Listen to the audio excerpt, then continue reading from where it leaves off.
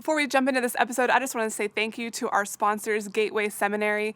Gateway Seminary is a resource for the church. Whether you are looking to grow as a Bible teacher or maybe get a little bit better in college or youth ministry, they've got something for you all the way from certificates to master's degrees. No matter where you're at or what you're looking for, Gateway Seminary might be a great resource for you. Check them out at move.sc/gateway.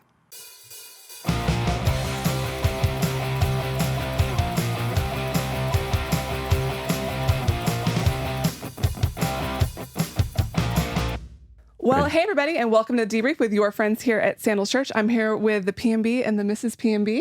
Tammy Brown is joining us again. It's our in-house Enneagram expert, what I'm referring to her as. We're excited today. We've got a lot of fun stuff to get into because you guys have sent in a ton of questions about the Enneagram and some follow-up on your messages so far. But first, before we jump into that, I have some fun things to share about. We got to celebrate a couple weeks ago our 1 million download. We're way beyond that now, but we are doing a giveaway right now to celebrate our 1 million downloads. So head to move.sc/1 million. That's with the number 1 million. And enter our giveaway there. We're giving out a bunch of our Enneagram swag packs. So we've got merch for every Enneagram type that you helped create, actually. I did. They're really great. So we're giving away some of those, some Debrief merch. We've got some really great stuff there. So check that out. Enter that. We're giving away a book too, right? We are. The Road Back to You. We are. Yeah. So that's the best basic Enneagram book to get started with. Yeah. So if you're looking for some resources, you could get some for free. So check that out. And then we have something really exciting to announce. In a couple weeks, we are recording a live episode of the Debrief. Yes. Specifically with our young adults, where they're going to get to ask you guys all things dating. I love our young adults. They're so fun to be with. They are. They are. So I hope you guys are ready. I'm sure they're going to hit some hard-hitting questions. Don't miss that, young adults, because that might be the place you meet the one. That's true. Yeah. So that will be on October 22nd. We'll have details for our young adults on how to join us there. And then the episode will come out later that week. So we're super excited about that. But let's go ahead and jump into some questions.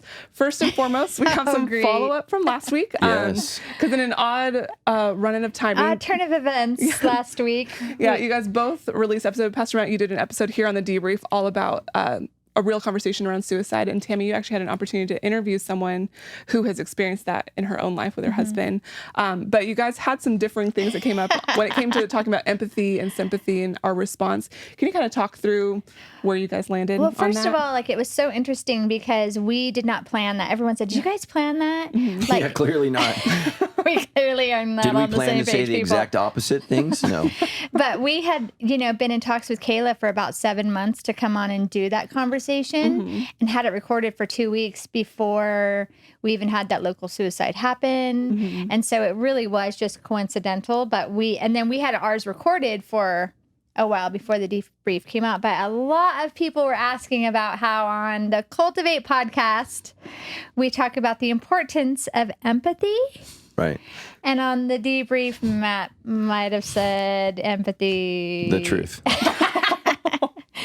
And here's the thing is it really comes down to just a language, not a meaning, but we did say opposing things. So I'll let you address that, love. Yeah, I think that a lot of people in our current culture do wordplay, and they use wordplays. And what I don't like is contrasting, and they did this on the Cultivate podcast, and I think ultimately everything that they said was true.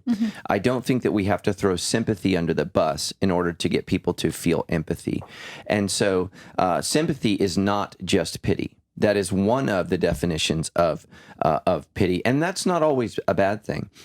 We can't have empathy in the classic sense for everyone because you can't know everyone. You don't have an intimate relationship with everyone, and I don't think we want to make people generally feel bad for just feeling bad for somebody. So, Kayla Stecklin, her husband took his life, and that's terrible. If you don't have a personal relationship with her, it's okay to just go, "Oh, that's terrible." There's nothing wrong with that. Empathy, in what she was saying is, I think they said, what was it? It was Melody, yeah. Melody said empathy is sharing, whereas sympathy is just caring, or I can't remember what it was, or I'm going to share this with you. And so there was this back and forth, and I think everything they said was okay. I think that we need to be careful not to throw sympathy under the bus, because when you go to can you go buy Hallmark cards anymore? Yeah. I never do that. Oof, that says a lot about me. But, you go to the sympathy section. Very empathetic. And that's what it is, right? I care about you. I'm sorry that you suffered a loss. I'm sorry that this happened. I really care about you. And sympathy's okay because empathy, the literal definition of it is to put one's self in the place of another and vicariously experience their suffering. And that's what I mean is made up. I can never put myself in the position of Kayla, who's a wife, which I'm not, B is a woman, which I'm not, C, her husband committed suicide. I can't do that. I cannot vicariously put myself in that. And so to put it in theological language, Jesus is a vicarious substitution for our sins. He literally put himself in our place. He put himself in our place. He died for our sins. And so empathy, I think, is a word with good intentions. Mm-hmm. But what it ultimately does is it makes people feel bad because my feeling bad is not good enough. And I think that we need to be really, really careful. And I think what it does is what it actually accomplishes is the opposite. And so, I don't know how to do that. And now I feel bad for how I felt bad. And it creates this really, really weird thing. I think everything Kayla shared and all of the input that Melody shared, they talked about the difference between general, just like, I'm sorry that happened to you, and people that came alongside and walked with them through the situation. So Melody talked about a friend of hers whose husband died in a car accident, and then obviously Kayla's husband took his life. I think that they needed people to walk through that with them and to share in the pain and suffering. But what I would say for all of us, that's a limited group. So God forbid something terrible happens to me or Tammy. I think it's appropriate for most of the church. Think about it. There's 12,000 people that came to church last weekend, 12,400. So if they're going to be empathetic and walk through this with me, that's going to be overwhelming to me or overwhelming to Tammy. I think there's a select group of people that can be empathetic and sit in those conversations and sit in that suffering. And I think that's appropriate for a community group and some of our closest friends and some of our lead staff members. But I think for most people, sympathy is important. I really feel bad. I don't know what to do. Well, your frustration was saying sympathy is not enough or not of a value. So later on, we were sort of geared up to get some kind of something from the debrief just because of the topic. Mm-hmm. And so later, Matt was trying to prep me for that, knowing that's hard for me when people come against. And so when he came back, he's like, hey, what'd you think? I'm like, actually, the only thing that was is that we have opposing kind of language. So as Matt and I last week sat and kind of went through this, that really what you came down to was the idea to say sympathy's not enough, and that so we have to be empathy, where it's like I can't just feel for you, I have to feel with you, when we can't do that. But you really, one of your key things was, what did you call it? Morbid rumination, where it's like, morbid rumination. Especially that when it becomes to mental health, which was the point of his podcast, whereas the point of our podcast was how to be kindness to somebody, which empathy is more of play there. Your point was trying to be more of, we shouldn't spend a lot of time sitting in that dark place. Right. It's not good for us. So do you see how it's not one or the other? It's sort of both? Yeah. So I would say in the case of morbid rumination, empathy is actually a sin. I should not sit in a place where I'm trying to vicariously experience what they're experiencing and imagine that, because ultimately what that's going to do is make me feel terrible and bad and ugly, and then put me in an unhealthy place. And I think we have to be really, really careful with, I mean, the Apostle Paul says there are some things that people do that we should not even talk about. Mm-hmm. We've lost that language because there are some sins that merely by talking about them and discussing them puts others in a vulnerable state. Mm-hmm. So we have this vision to be real and talk about what's really going on. But we also have the Apostle Paul who says, be careful, because some darkness, when it's talked about, when it's shared, can bring others into a very, very unhealthy place. So, for example, Pastor Jared, who took his life, he did a funeral for somebody who took their life that day.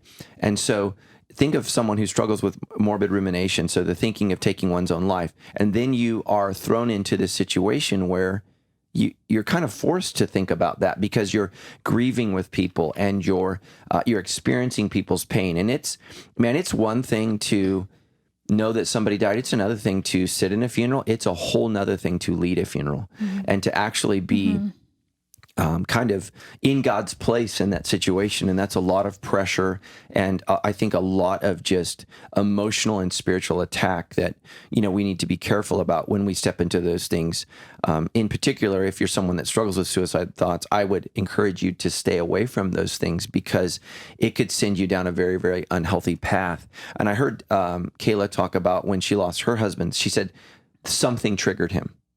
And so he was doing really well. Something triggered him. And so that's the thing that we need to be careful of is not putting ourselves into situations, people who generally are sensitive to bad feelings. If you're a generally sensitive person to bad feelings, you need to stay away from bad things. So like just a simple thing. Somebody asked me, and I don't want to bag on this at all. Are you going to go see Joker? The movie Joker? Yeah, that's right. That just came out. And I'm not going to do that because I don't want to sit in someone's pain and suffering and watch them unravel and become an evil person. And so where I think that the goal of Hollywood is for us to be empathetic to this person who wasn't bad at the beginning, but became bad and ultimately evil, I think what it does is people that are on the fringe and on the fence, them diving into, and that's the scary thing is, if you're a 4, 5, and we're going to talk about this, you're already naturally drawn to that. Well, I would say that I'm naturally, as an 8, drawn to lustful things. So I don't watch porn. There are TV shows that... you don't like anything Hollywood that has power, position, fame, or all that because it messes with you. It messes with my unhealthy 3, my unhealthy 8. And so I have to guard against those things. But sometimes, Tammy and I will sit down and watch a show. What was that show that you really wanted to watch with Kevin Spacey? Oh, House of Cards? House of Cards. Yeah. So we sat down with the first episode of House of Cards, and shirts are flying off and breasts are flinging around. Just FYI, we watched episode 1. That was it. and I told Tammy, I was like, this is not the show for me. Yeah. This is not for me because I know that flying breasts are going to put me in an unhealthy position. And so I need to guard against that. It didn't bother Tammy at all. But I think at the end of the day, here's what we want people who've listened to the Debrief. She's trying to bring us back to the point. Listen to the Cultivate podcast. It's my podcast. To not get hung up on the language, but to understand the situation. The Debrief was really wanting to reach out to people who are potentially dealing with mental health, suicidal thoughts, saying, don't be in it. You went pretty strong, your language. And the Cultivate podcast was saying, let's make sure that we're not just going so sad for you over there, which it was kind of the definition of sympathy we were giving of like, poor you over there. Okay, we're going to carry on over here. But to say like, how can I be with you? Yeah. So don't get caught up on that we had a misuse of language, but really the situation that we were each trying to address. And it just got jumbled a little because clearly we don't. Yeah, well, it would have been helpful. It would have been helpful had I listened to your podcast first. The biblical command is to be compassion, to have compassion. And I actually think sympathy is more in line with that. Jesus has compassion for those, for they were sheep without a shepherd. And so what he's not looking for someone to walk alongside. He's looking for someone to lead them through this process of grief and sin. But the command that we talked about this last week is to carry one another's burdens. And so I think that's more empathetic. So I need to come alongside, sit in your ugliness, sit in your pain, and try to help you walk through that. And I think that's the burden of the small group. That's the burden of soul care. That's the burden of, call it professional ministers at Sandals Church, our ministers, our pastors, for us to come along in those situations that are really, really dark and really, really ugly and may so rattle some people that they can't do that. And it is shocking to watch someone die. It is shocking to watch someone suffer. It is horrific. It is literally, I'm trying not to say that word. It is horrifying to go into a home where someone's committed suicide. And not everybody's, I think, can handle that. And so that's what I would say is you don't need to be in the home and experience it with people if that's not good for you. Because you have to know yourself, and we all have different strengths and weaknesses. And so that's where I would say is I can be sympathetic and say, I'm really sorry that you're experiencing that, and I care for you, but this is not the thing for me to walk through with you on.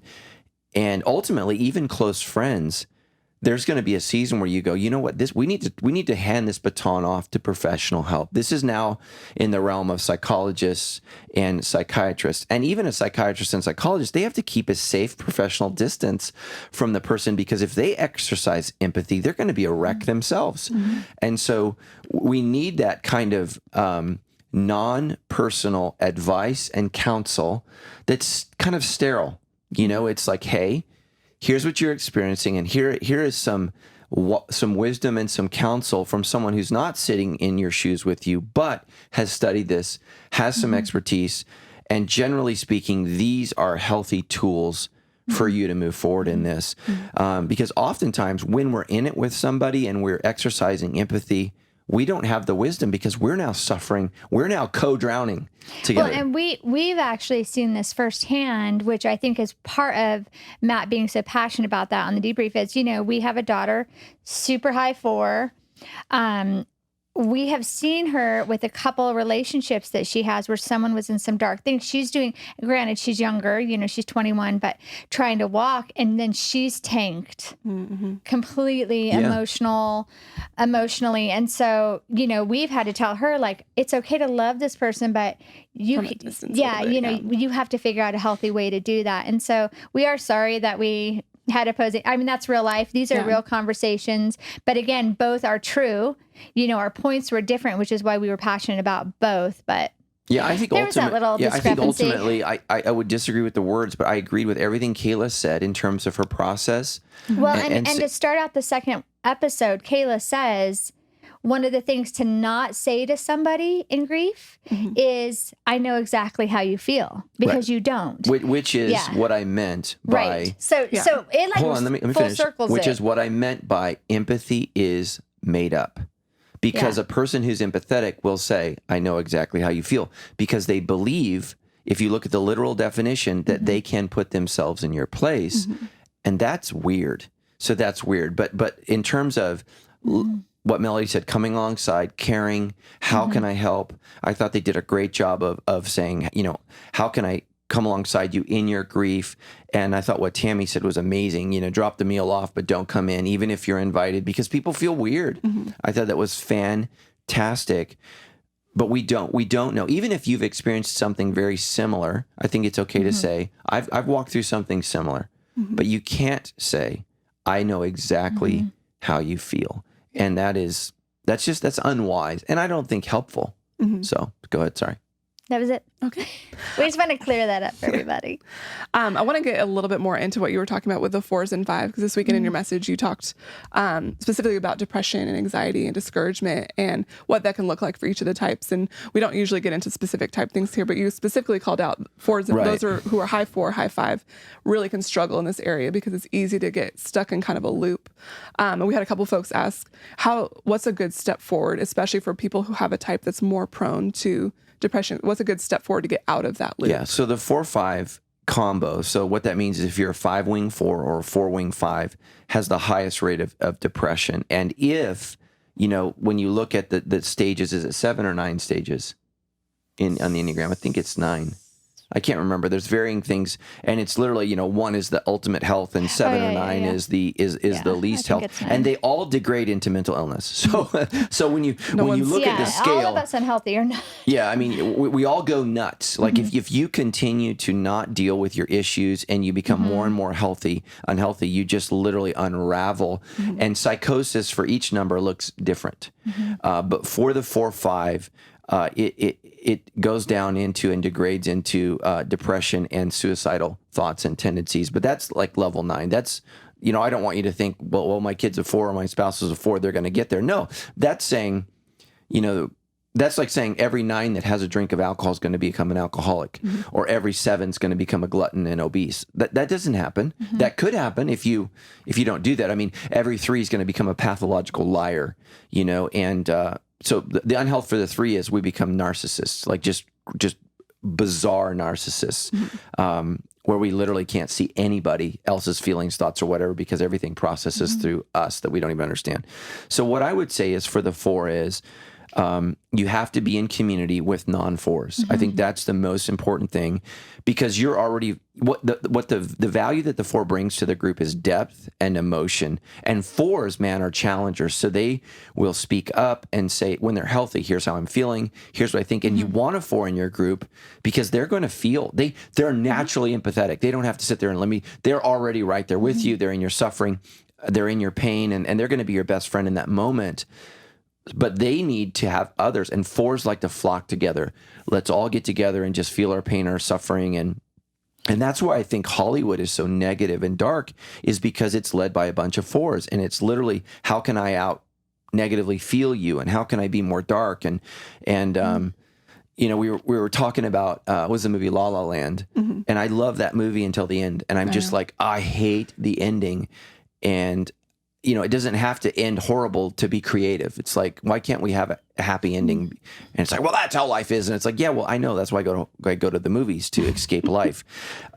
So what I would say is get in a group with 7s, healthy 7s, healthy 8s that can bark at you. Hey, step up, get out of that. You know, you don't need to sit there. You don't need to be there. And again, you might not like that, but you need that. And maybe a 3 that's sitting right next to you on the style book and can pick you up and say, hey, here's where we can go. Because 3s motivate and can help you do that. So I would just say, watch your surroundings. 4s need to calendar outdoor experiences and positive things. So, like, you're never going to have to tell a 4. You need to journal and think deeply. And things that physically exhaust you, like outdoor. Like, that's one of the best mental things for a 4, because you got to think about the 4 and the 5 combo. So the 4 is all in the feelings, where the 5 is all in the head. Both of those can kind of spiral into a place without any action, which is the gut triad, is what do I do? So the heart triads, how do I feel? The heads, how do I think? The guts, what do I do?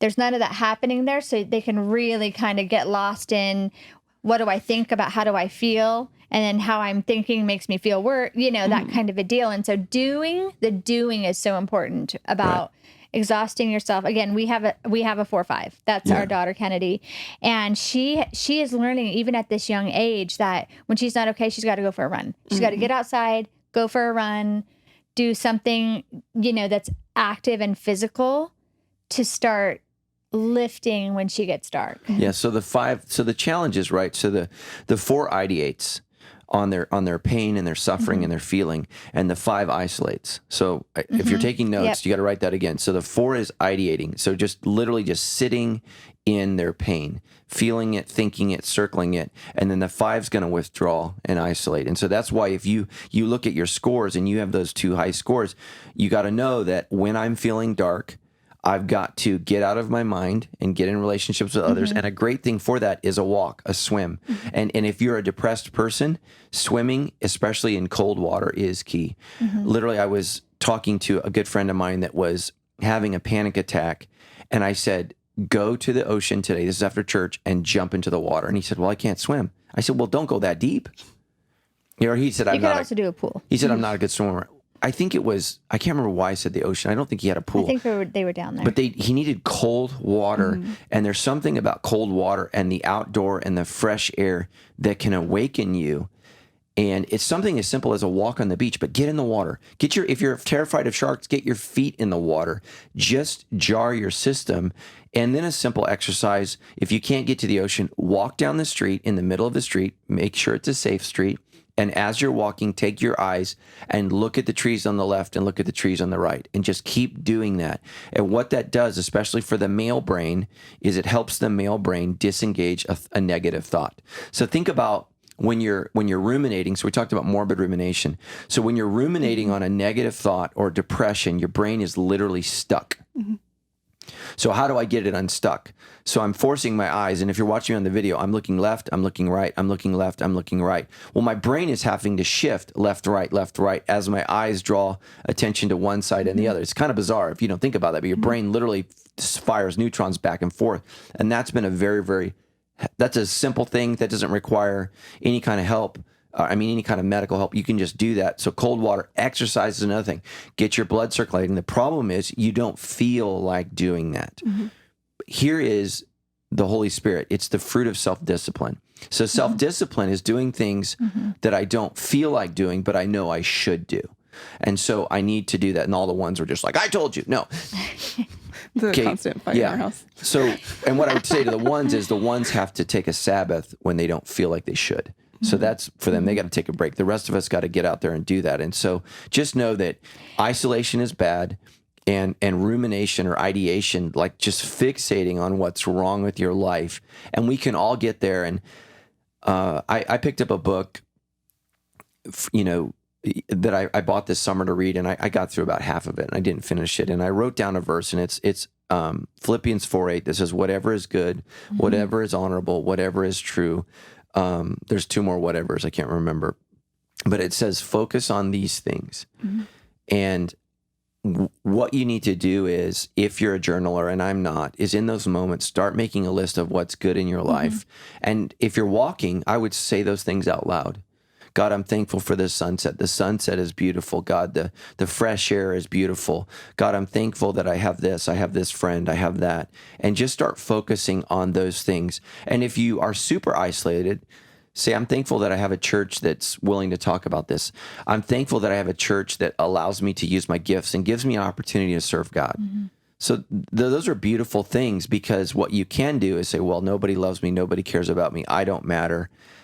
And that's just not true. If you come to this church at any time our doors are open and you're saying, I'm feeling these things, we have people that literally are sitting here waiting for you to talk and help guide you through that. But ultimately, you're going to have to take the steps. So don't isolate, don't ruminate or ideate just literally on those negative thoughts, and take those steps. Ultimately, like Paul said, he instructed Timothy, you might need to drink a little wine. I'm not telling you to take wine for anxiety, but back fear, in that and day, depression. it was medicinal for stomach stuff too, which you have to know that backstory on it. What I would say is go talk to a doctor, sense.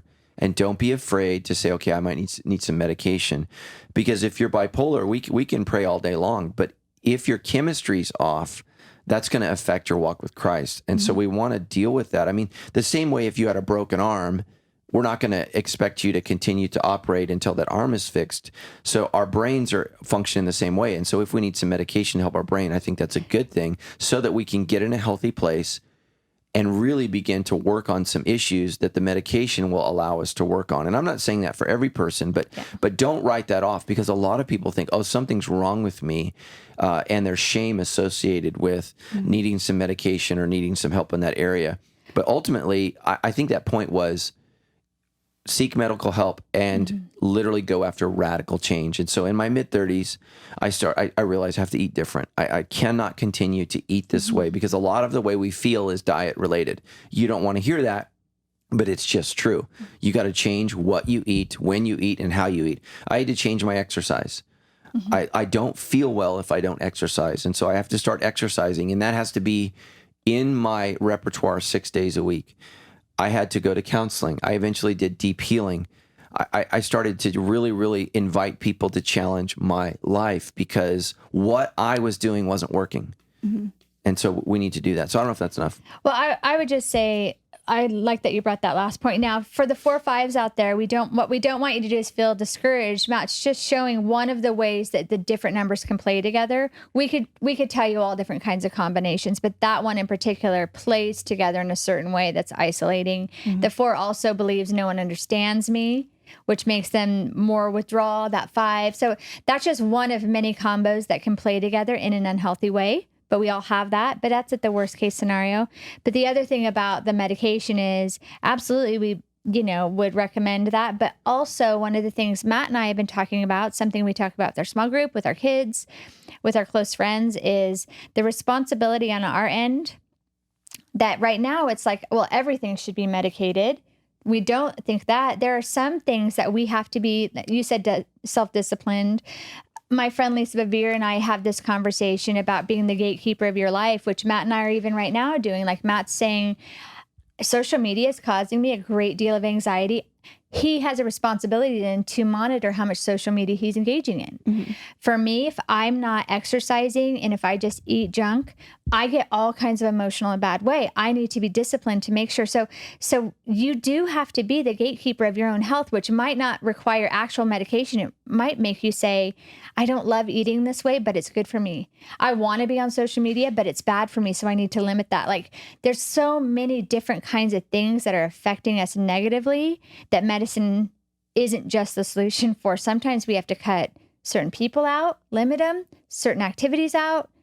Social media, like all of that messes with our anxiety, depression, and not every single thing that's causing those things is out of our control. Yeah. And so we've talked a lot about, I'm high 8, high 7, high 3, but I would say traditionally speaking, I am a 3-wing 4. And so what that means is I'm incredibly sensitive to how am I doing? How are people perceiving me as successful? So when I feel successful, I'm doing great. And when I feel like I'm failing, I slip into my wing 4 and I start to ruminate and ideate on negative, bad things about myself. And, you got to throw everything that you have at it. And so, like, one of the things I don't talk about, but I pursued non-drug therapy where I literally did brain retraining. And so I would go to this counselor, I think it was twice a week for 3 months, and they would it was like they would hook these brain waves up to me, and I would literally do focus therapy where they helped with my ADD. And it was literally life-changing for me. It was embarrassing. It was humiliating. One of our kids had to do similar stuff when she was younger. She didn't like it either, but I saw it help her, and I realized, okay, this is one of the reasons I struggled so badly in school, because I lacked focus. And so I literally would go to the doctor, and I would sit there, and these people went to our church, and it was humbling because I'm saying I'm your senior leader and your pastor, but I need help with this. And I did it for, I think it was 4 months, and I recommended it to one of our close friends who was in our small group. He didn't last one session, and he quit. And I've watched his life. He's still a mess because he can't focus. And really, that's an attention deficit issue. And it's affected him negatively in many, many ways. And it made me sad. And so that's what I would say is whatever it takes for you to do your part, do it so that God will say, you know what, I'm going to bless this person. I'm going to do a work in their life. And what I would say is, the Lord's the Lord, and salvation is a free gift, but God is not, he does not owe you a miracle.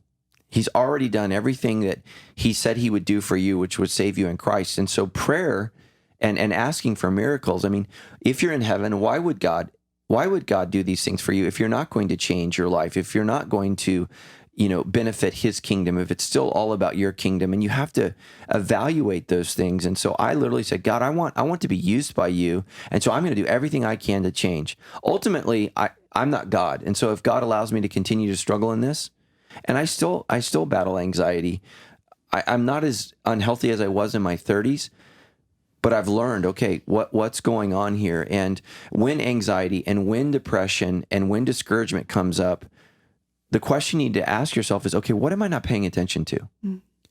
And so we run to the doctor and we say, give me a pill so I can numb myself, or we run to the bar, or now everybody smokes weed and I'm going to numb myself to this. But what is it in my life that I'm ignoring that my soul is saying, hey, this is an issue that we need to deal with. And that issue, Satan attacks us with shame, with guilt, and with fear. Sure. And he comes at us with those 3 things. And so ultimately the 4-5 has to do what everybody else has to do. We take it to the cross and we say, Jesus, I'm going to bring my shame. I'm going to bring my guilt. I'm going to bring my fear to you. What is it that you want me to do on my end? Like, I can't conquer my shame. I can't conquer my fear. I can't conquer my guilt, but you can. But are there some things in my life that I need to eliminate? And so, the Bible says, be anxious for nothing. Okay. Are there some things? And one of the things that I noticed is when I'm on Twitter and negative people, their tweets pop up on my screen and it sends me into a spiral. And I was like, okay, that's not good. I'm giving access to this person directly into my life. So in the old days, right, I wouldn't bump into this person. I wouldn't see this person. I wouldn't allow them to negatively crap on my day. But now because of social media, they can poop on my porch every morning. And I'm like, okay, I need to deal with that Well, and you have a responsibility to deal with it. And that's the thing. I think we distance ourselves from the responsibility about what we're letting in, what we're taking in. And you and I have had that conversation about we have a responsibility for that, for our own mental health, for our own kids, for our church, for our friendships, for our marriage. And so if Matt and we had it last week, he saw something on Twitter, I saw something on Instagram, we're all worked up, we're not okay. And we're just like, what are we doing? And we literally shut that stuff off and headed to the mountain for the day with people who we know love us, can speak into us, because we're just like, but we're responsible for what we see to a degree. Yeah. And you can't push that off on other people. Yeah. And I had a mild anxiety attack at Oak Glen. So, I'm surrounded by apple pie, brisket, on a mesquite grill, beautiful, settings, surroundings, and I'm with friends, and I'm having a mild panic attack. So, and of which I had to confess to my small group last night that because 2 of the people in our group were with us, I didn't tell them what was going on. I isolated myself, went to the bathroom, and threw cold water on my face, which worked, but I wasn't real. And I had to ask for forgiveness for that, because one of the discussion questions was, do you have a hard time telling people? And I'm like, yes. Fine, yes. So, because we're all embarrassed when things aren't right. Everybody feels that way. Like, if you're not embarrassed of things that are wrong in your life, that's weird. Like, that's odd to me, because you wouldn't be struggling with it if it wasn't weird or bizarre or, I don't struggle with sharing that I breathe, because that's not weird. Yeah. So the things that we don't feel good about in our lives, those are the things that we need to get out, because when we stuff those things, that's the enemy lives in darkness. He lives in darkness, and we need to deal with that. And it's just, it's literally a lifelong process of like saying, okay, I'm going to say no to this. I'm going to say no to that, so I can say yes to the work of God and the Spirit in my life. And Paul says, do not quench the Holy Spirit of God. And when you look at that in Ephesians 4, he's talking about language, the language we use. And so I think oftentimes we think about, cussing and the language we use towards others. But for me, oftentimes it's the language I use about myself. And so my negative voice and my critical voice towards myself cuts off the work of the Holy Spirit in my life. And I don't want that. And so, my relationship with Jesus is settled. He died for me on the cross. He's forgiven me of my sin.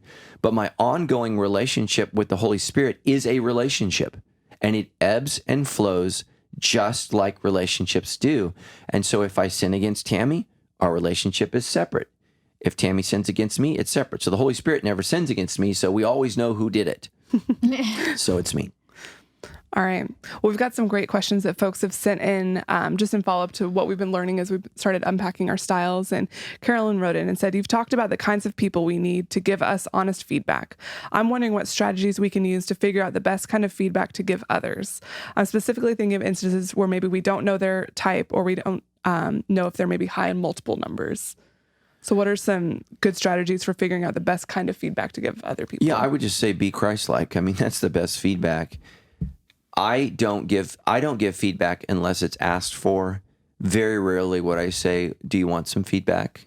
Because most people don't unless they ask for it. And I've just learned I don't want to create angst in my life.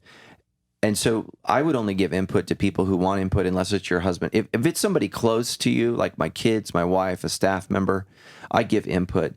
But if it's just some random man or woman in our church, I don't know what they're doing or where they're going.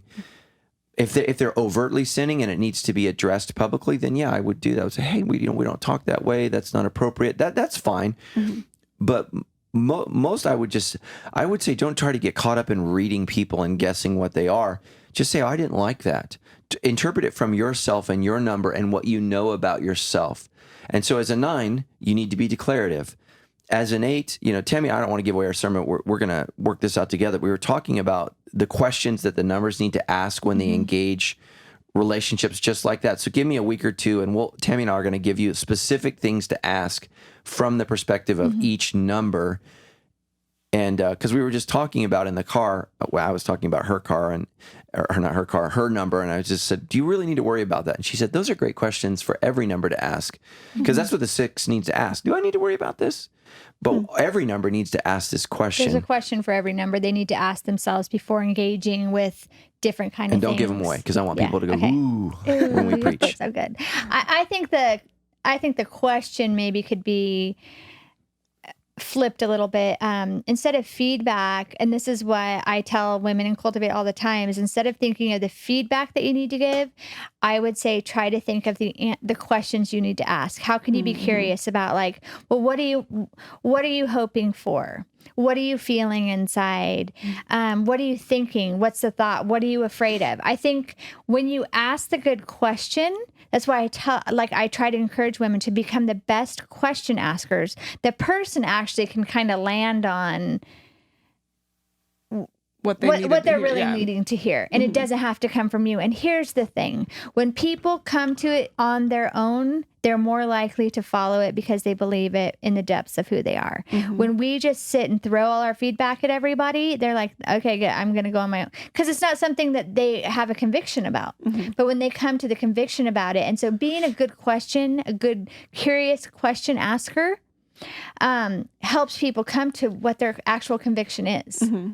And so when you ask a good question and then they give whatever response, and you can say, well, what, is that in line with what God believes about you? Is that in line with what God wants for your life? Which is still a good question, yes or no. It just helps them start to untangle their own thought processes. And so I think for no matter what number, so you don't need to know what someone's number is. When you're a good question asker, and they can be simple questions, I think that helps people land on the feedback that they need necessarily, instead of us having to be. Yeah, I think it's particular. What's her name? Carolyn. It's really, you got to be really careful about judging people's numbers, because in our marriage, I often experience Tammy as an 8, but what we've learned is the 6 is the counterphobic 6. The counterphobic 6 is experienced as an 8. But the 8's desire is to not be controlled. That's not Tammy's core issue. Her issue is she's afraid. And so if I misdiagnose her as an 8, I'm not going to understand her heart and be able to love her, because the 8 is not concerned with security or safety. That is, I mean, you're going to completely lose that person. But if the person's coming at you and their issue is fear, then you need to be able to do that. And so that's why I would say it's really, really important that you not diagnose. Some people are obvious. 8s or it's obvious they have a lot of certain number in them, but it might not be their primary motivation, which is the whole point of the Enneagram, is not to type people, even though it helps do that, is to go, what is driving them from the inside out? And we're all driven, or tend to be driven, by the same few things in our lives, which for me, I'm typically always driven by fear, by what if, or right and wrong. That's the high 6, the high 1 in me. Matt's driven by success versus failure. He's driven by fun and adventure. That's the 7. And then the 8 in there. And so the Enneagram helps us get to what is the common. I'm never driven by adventure. That's just not a thing for me, or even success and failure necessarily. And so what the Enneagram helps us do is figure out what's internally driving us, motivating us, because then everything about us, our actions, play out in that way, either in a positive, successful way, or in a really negative, unhealthy way. And so to guess about someone else is, we don't know what's driving someone from the inside, because we don't know them in that way. We're not inside them. We don't know what their family of origin is, any trauma they've experienced, what they're trying to get you. Because remember, we're all trying to make that happen. And so we might tell you, like for the 3, that we think we want you to hear, so you see us a certain way. Well, that's not going to help you know what's really happening on the inside. So we do want to, that's one of the things that can be the most damaging when using the Enneagram as a tool, is to be like, you're such a, and we try to tell people not to use that language, but just to be curious about, like, I think maybe they have a lot of 8 in them, or maybe they have a lot of, instead of saying you're such a, because we don't know, and it's not our job to type other people. This is about us becoming experts on ourselves, not experts on the Enneagram, so that we can be the best version of who God made us to be. Yeah. That's my bandwagon. I'm sticking to it. All right. So we've had a couple people, not just a couple, a bunch of people write in, wondering about their kids, wondering about what age is good to start helping your child maybe figure out their type, or start figuring out your type. What age is good for us to help our kids start figuring out their type?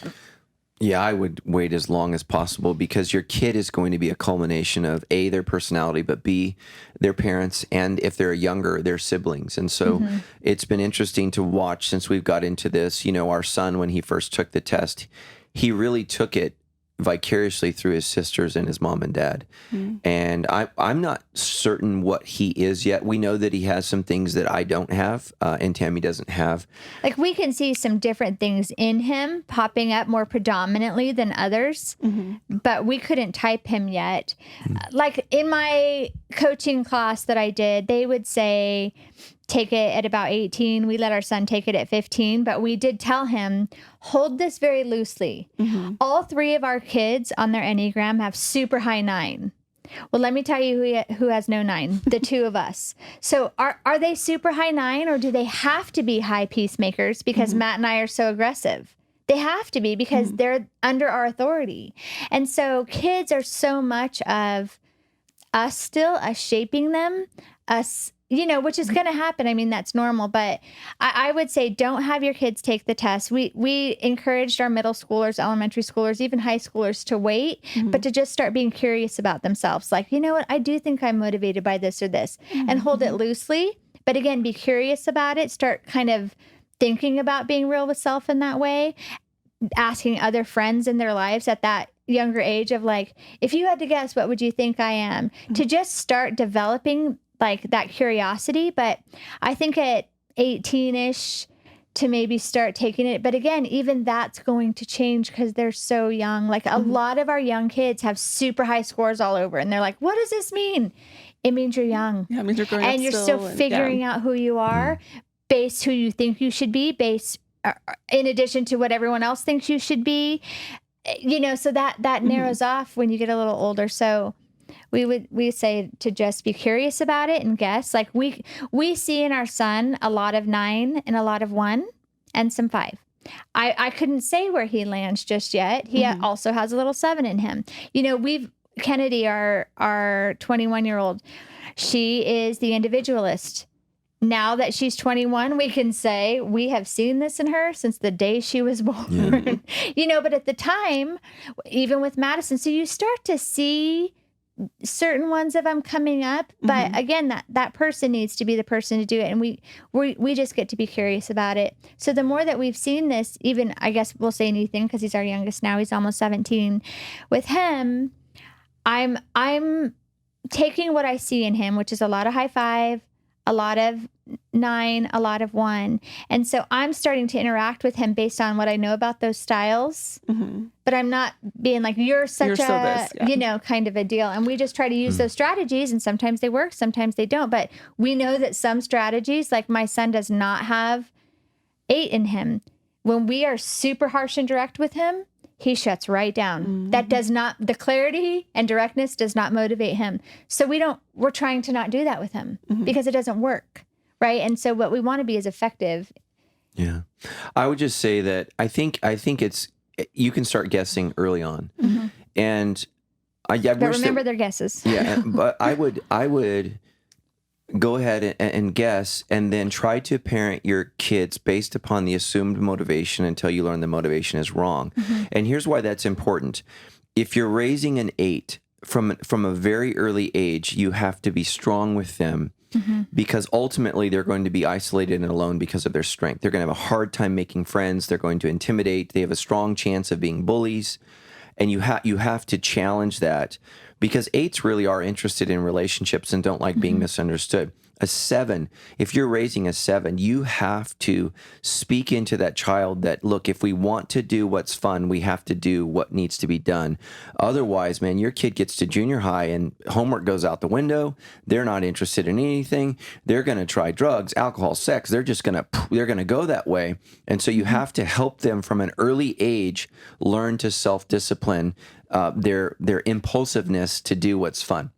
And talk about that. The 6 to be brave, to take steps, to not be afraid of everything. And that might mean some vacations suck because we're going to jump into the water. We're going to learn to swim. Like one of my favorite Instagrams is this little black kid with his floaties on his arms and his grandpa's in the car. The kid is, I sent it to Tammy. His feet are shaking like he's going to die. And it's like you're jumping off a diving board into your grandfather's arms. You're going to be okay. And you just, with a 6, right? You guys. The world is scary and your kid is you can't protect them from their fears. Otherwise, they're going to be overwhelmed by life. The 5, video games are going to be very, very dangerous. Introversion, reading books, disappearing into their own, physically engaging disappearing with into their own world and room. You need to have friends over. You need to go to youth group. Like if you've got a 5, they don't want to go to youth group. Well, who cares what they want? And we, like I said, Ethan has a lot of 5s, so we have to say like he doesn't do video games during the school week. Yeah. And he has parameters on that because otherwise he would do that all day long and never actually engage real people. And then he's lonely. Yeah. And so, once you're noticing these things and you're becoming more curious about that, start implementing some of those healthy strategies for that person. And if you're raising a 4, they're going to cause drama. They're going to cause drama. Linus in the in Peanuts always has the cloud of dust around him? Oh, Linus, yeah. Linus, your kid is emotional Linus, and you just have to understand that. And parents oftentimes, like we jump into that and we assume it's everybody else. You've got to say, hey, let's stop having drama with everybody. So especially if you're raising a girl. Or taking everything personal. Yeah, getting overly emotional. What are we texting? What are we sending out?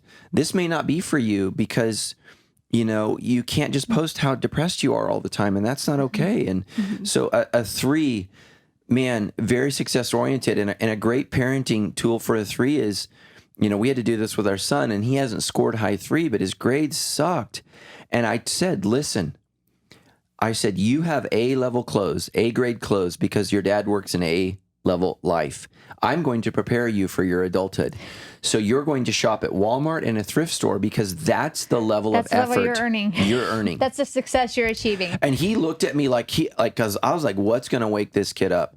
And he was like, whoa. And I said, I'm not kidding you. Your mom is taking you to a thrift store. I don't care. I want you should be embarrassed. Because if you don't want to work, you're not going to be able to provide the life we're providing for you.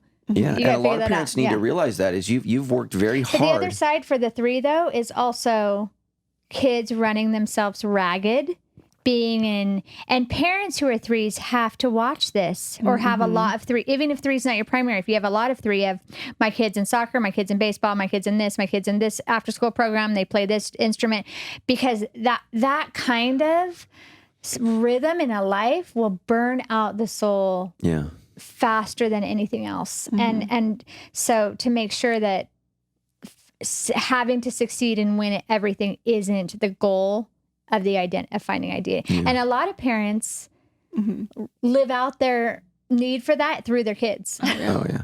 Well, and I would say I'm an unhealthy 3, and it's been a slow dying process because nobody's 3s in my family, and so I want to win and crush everyone else, and nobody else cares. This isn't fun. They're like, this isn't fun. This doesn't feel safe or right. Nothing. And so I've had to define for me what success is for my family, and so what success is for my family is that they love God. And I see parents make this mistake all the time. I just talked to a family this week. I said, you should bring your kids on Wednesday nights. We have youth group. And I hear this answer every time. And if you're a parent, I love you. You're wrong. Oh, they have sports. Well, when you stand before God on Judgment Day and you said you didn't have time to put your kid in church because you chose sports, which is an idol, over God, that's a mistake. It's a mistake. Parents don't want to hear it. And not only that, but you're running ragged because my kid's in this sport and that sport and this sport and that sport. And then they turn 18 and you're heartbroken because they want nothing. They want nothing to do. They're not deep rooted in spiritual things at all. And you're shocked because we all talked about how we were Christians and we prayed before dinner.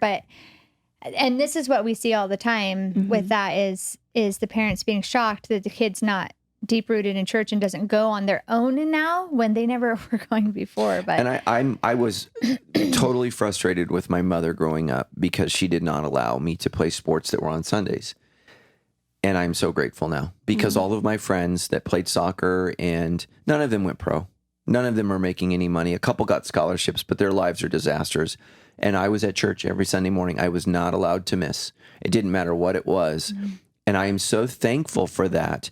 And when you read the Shema, and those of you who've been to Israel with us, and so this is Yom Kippur, right? The Day of Atonement this week, where Jews ask for forgiveness. It's the high holiest day in the Jewish calendar year. This is the day where they ask God for grace because of the things that they've done wrong. And it's unfortunate as parents that we don't do that on like a yearly cycle. Like, okay, what have I done wrong this last year that I need to make right? And there's a rededication of the nation of Israel to the Shema, which is the Hebrew word to hear. And so if you ever go to a Jewish friend's home, they'll have a scroll on their door as you go into their house. Tammy and I have one, and it says, "Hear, O Israel, the Lord your God is one," and that we're to love the Lord our God with our heart, soul, mind, and strength. Jesus says it's the greatest commandment.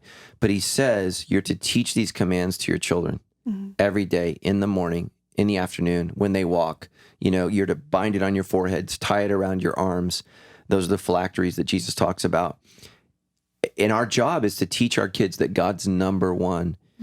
And the reality is most of us don't even teach our kids that he's top 10. And because, especially as threes, we have the wrong view of what success is. And I just went out to coffee with a good friend of mine. He's 38 years old. And he's just now realizing I might have the wrong definition of success.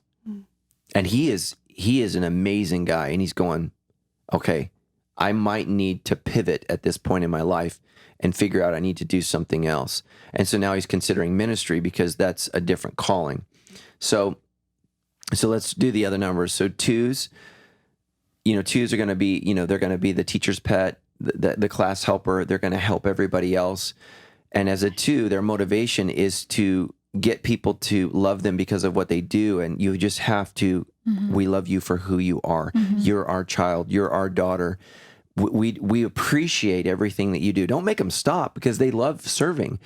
But we don't love you because you do the dishes. We love you because you're ours. And that's why God loves us. We're his. And it's so important that you speak that to a two from an early age, because what they fear is if they don't help, they're not good. And they use, they use service to get love. And so that's really important. So for the one, their deepest fear, and you just have to know their motivation is to be the good person. And I remember Tammy and I, we were in our early 30s. And so Tammy's dad was an alcoholic. And so she asked, and I drank like a fish in college. So she said... Before you met me. Well, up until I met you. And you said, if you're going to date me, there's no alcohol. And I was like, well, okay. So I didn't drink until my early 30s. And one of the things that changed us was our daughter has high one. And we were on a cruise ship and people were enjoying a drink of alcohol. And Madison was like, oh, that's bad. And I was everyone who does that everyone is bad. who has a sip is bad. And I was like, okay, we've made a mistake here. Drunkenness is bad. You should never be intoxicated. That's a sin. And for those of you who didn't know that, write that down. But it's okay to enjoy a glass of wine. It's okay to... If that's not a struggle for you. If it's not a struggle for you. If you're an alcoholic, don't do it. That's what we wanted our kids to know is like, okay, we're just teaching them... This is bad no matter so what. Extreme. Yeah.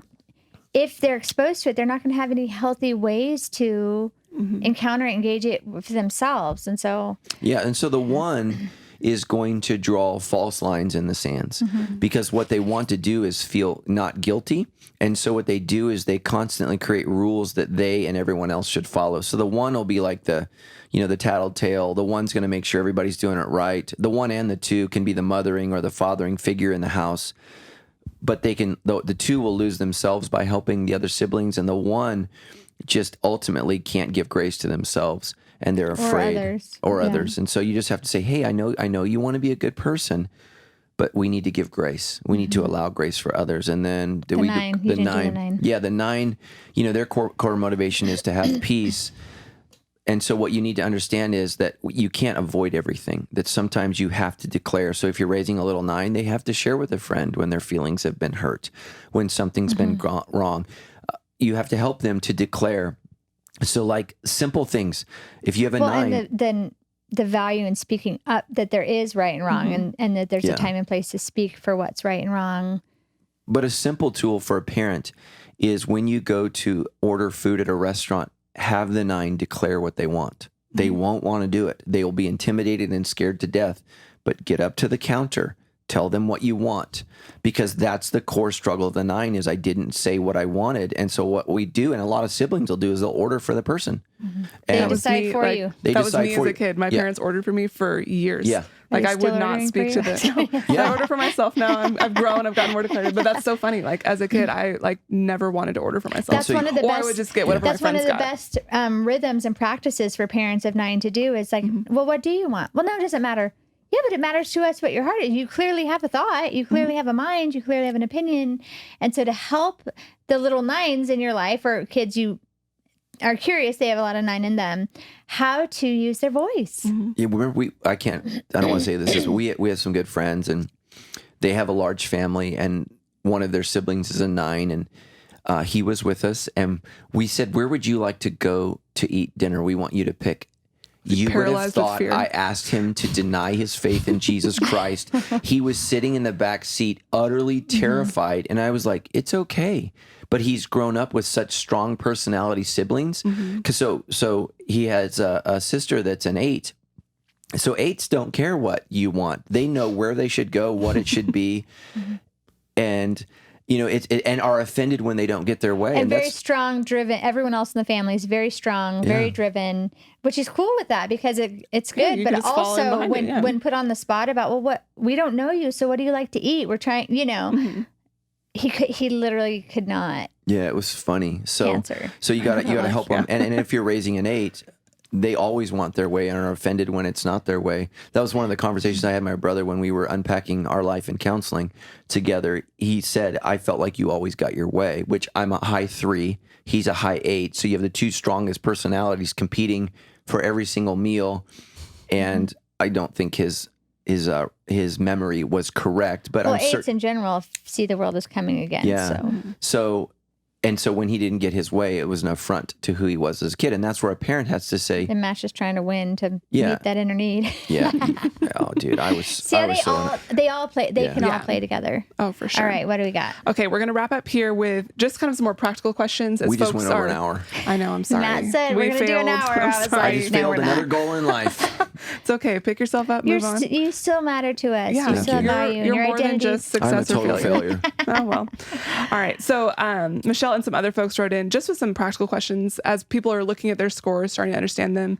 The first step is is it odd for all of your numbers to be below the moderate influence level? So folks have a chart and like ones that are higher. I don't think it's necessarily odd. It just means you're pretty even keel, like mellow-ish demeanor. Again, family of origin, whatever you've experienced in life is going to make a play into that. But it's not odd, or it's not good or bad, odd or not odd. It's just you. And so what you want to do is say what does have the most influence on you, get to know about how that's affecting you positively or adversely. But to have low numbers isn't. I would say the first thing that I would do, Michelle, if I looked at your score, is I would look at your 9 score. Because the 9, if your 9 score is, let's say, even close to the highest, what I would say is you're answering the questions, you're like, yeah. And I would say you're probably a 9 because you can, so what 9s can do is they see both sides. Yeah, I'm kind of that, kind of not. And so what I would say is you're probably a 9. We pick the middle on everything. Yeah, pick the middle. And so that's what I look at. And that can actually go both ways. They can all be kind of moderate or low, or they can all be all high because you're like, well, yeah, I could kind of see that. Like, yeah, totally. And that's not normal. So I think that's the next question. The next question is it bad to have a lot of your scores be extremely high or extremely low? Like I've had some friends say like, my scores are all over 70 on 6 different numbers. Yeah. Like, and so the ones that I've seen, they're all what? Like I've just, for an example, like I have friends who've read their scores and they're all over 70 on like 4 or 5 different numbers. Buildings, super high numbers. That person is usually in the gut triad. Because it's just yep, nope, yep. They're just they're thinking about it. They're not feeling it. It's just automatic. And so that's what we would do is we would look at the 1 score. What is your 1 score? Particularly, what is your unhealthy 1 score? 1 score, because you tend to answer how you think you should. So sometimes you're answering how you would, and then others how you should. I also would look at age in that. I talked about that earlier. Like young people are like, yeah, I should be there, and so when you get a little older, it can even out, which I would like to address that. The idea of taking the test over and over and over. We don't recommend that. Statistically, your first test is actually the most accurate. Because again, we're not trying to get scores up, get scores down. We're trying to nail down what motivates internally, and then we can put those scores aside, except that we want to look at those high influencers and go, wow, why, because if you have a lot of influence in the unhealthy, it's like, why? What am I afraid of? How am I self-protecting? That kind of stuff. But you don't need to keep taking the test over and over to see where your scores are. Yeah, we don't make any money on it, so don't. Yeah. I think we lose money, actually. Yeah, we're not trying to, but you don't need to do it. Like some people say, well, I was in a bad time then. I did that. I retook the test 3 years after I originally took it. I was exactly the same. I mean, mild variations, but I'm a 6 and a 1. Like that's who I am. And so don't feel like you have to keep taking it over. Figure out where you think you primarily are motivated by whatever of the 9 and get to know that a little, and then toss the test aside and just start trying to be the healthiest version of what motivates you, what you're looking for to meet your needs in life. And let it go. Like it doesn't have to be that rigid of a situation with this. Yeah. All right. Then the last one was just, what do you do if your 2 highest scores are nearly even or actually tied? It depends on, I would talk to your community group and your friends that know you to see how they experience you, but that's who you are. I mean, again, that's why we don't like to say I'm a 9, I'm a 3, I'm a 4. I think we're combinations of these things based upon our, oftentimes our gender, family of origin, our experiences, what's happened in our life. And I would just say, look, I would just say I'm high, this and that. And so, yeah. Like our oldest daughter, Madison, she tests a 9 like 100% and an 8 a 99, and she really does fluidly go from one to the other without even. And so we couldn't we're like, she's such an 8, she's such a 9, she really is both, depending on the situation, depending on her level of fatigue or excitement, and so she's a lot of high, a lot of 8, a lot of 9. Some people just are, we have 200 something staff, and I did the staff day and I did profiles, and we had about 10 people that scored exactly the same high number in 2. And so I just said, look at both of those, figure out how they might play together in your life. Because for me, I'm like a 99.6, 98.1. I can tell you how those play together for me when I go, when I pull from each of them. So you're not trying to change that. That just means you got to look at both. Yeah. All right. Well, those are all our questions for today. Thank you guys so much for sending those in. As always, you can send those in at debrief.show or on our Facebook or Instagram. We'd love to get those in. Thank you guys so much for all of your wisdom and insight. Thank you. Love you guys. Bye. Bye. Thanks so much for listening today. A couple quick things for you. First, if you are interested in getting more involved here at Sandals Church and growing in your leadership, our applications are open right now for Rogo School. So make sure you go check those out. Go to rogofoundation.com/Rogo School. You can find out more about Rogo School and some of the tracks that we have available right now. Also, we have a giveaway going to celebrate our 1 million downloads milestone that we've hit. Make sure to check that out. We'll have all the details in the show notes for this episode at debrief.show/151.